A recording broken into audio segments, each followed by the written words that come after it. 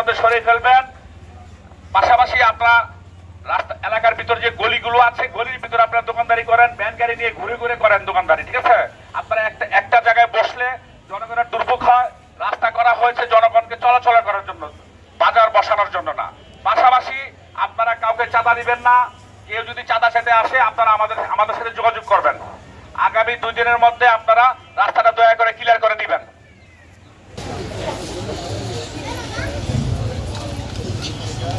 জনগণের দুর্ভোগ লাঘব করার জন্য এলাকাবাসী আমরা সিদ্ধান্ত নিয়েছি রাস্তার উপরে আপনারা কোনো দোকানপাট রাখবেন না। আগামী এই রাস্তাগুলো ক্লিয়ার করে দিবেন। আপনাদের তো সুযোগ আছে দোকানদারি করার। এলাকার যে গলিগুলো আছে কাস্টমার তো সব আমরা আমাদের বাড়িঘর থেকে আসি, তাই না? আপনারা এলাকায় ঘুরে ঘুরে দোকানদারি করবেন। পাশাপাশি এলাকার ভিতরে যে গলিতে যে রাস্তাগুলো আছে ওখানে বসতে পারেন আপনারা, কিন্তু একসাথে 10-12 জন বসা যাবে না। 1-2 জন করে এলাকার ভিতরে আপনারা ব্যবসা বাণিজ্য করবেন। আগামী 2 দিনের মধ্যে আপনারা দয়া করে দোকানপাট সরিয়ে ফেলবেন।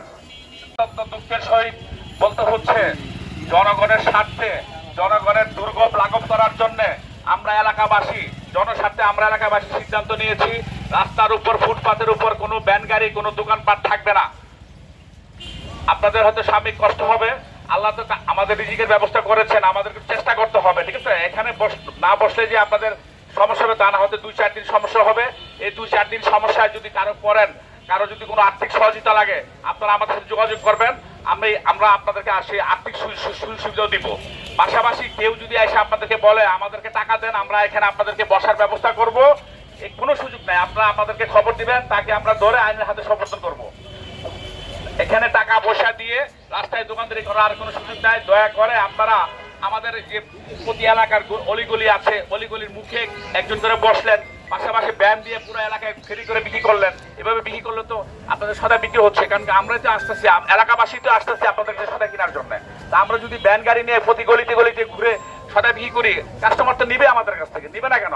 তো আপনারা এইভাবে দোকানপাট রাস্তাঘাট ব্লক করে আর দোকানদারি করা যাবে না। আপনাদেরকে আগামী 2 দিন সময় দেওয়া হলো। এই 2 দিনের মধ্যে দয়া করে আপনারা আপনাদের বিকল্প ব্যবস্থা করে রাস্তাঘাটগুলো ছেড়ে দিবেন। প্রিয় এলাকাবাসী, আপনারা রাস্তার মধ্যে দোকানপাট বসানো চলবে না। মানুষের নিরাপত্তার বিঘ্ন ঘটায় আমরা এই সিদ্ধান্ত নিতে বাধ্য হয়েছি।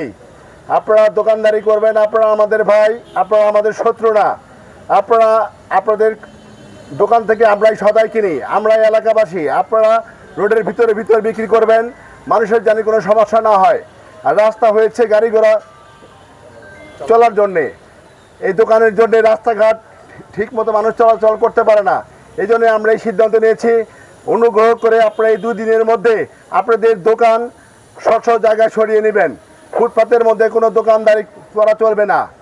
আর এই বিষয়ে যদি কোনো দুষ্কৃতিকারী এসে আপনাদেরকে বলে যে আপনাদের দোকান আমরা বসিয়ে দিব, আপনাদের সাথে যোগাযোগ করেন বা আমাদের সাথে টাকা পয়সা লেনদেন করেন, তাদের নাম পরিচয় দিয়ে আমাদের সাথে যোগাযোগ করবেন, তাদেরকে আইনের আশ্রয়ে পাঠিয়ে দেওয়া হবে। প্রিয় এলাকাবাসী, জনগণের স্বার্থে আমাদের এই সিদ্ধান্ত নিতে আমরা বাধ্য হয়েছি। করেন একটি দোকানের জন্য আপনার এই পাশে দোকান একটা রিক্সা ঠিক মতো চলতে পারে না। এতে আপনার এক্ষুনি একটা যদি ফায়ার সার্ভিসে একটা আগুন লাগে, একটা ফায়ার সার্ভিস ঢুকতে পারবে না। একটা রুগী যদি মনে করেন অসুস্থ হয়, একটা অ্যাম্বুলেন্স ঢুকতে পারবে না।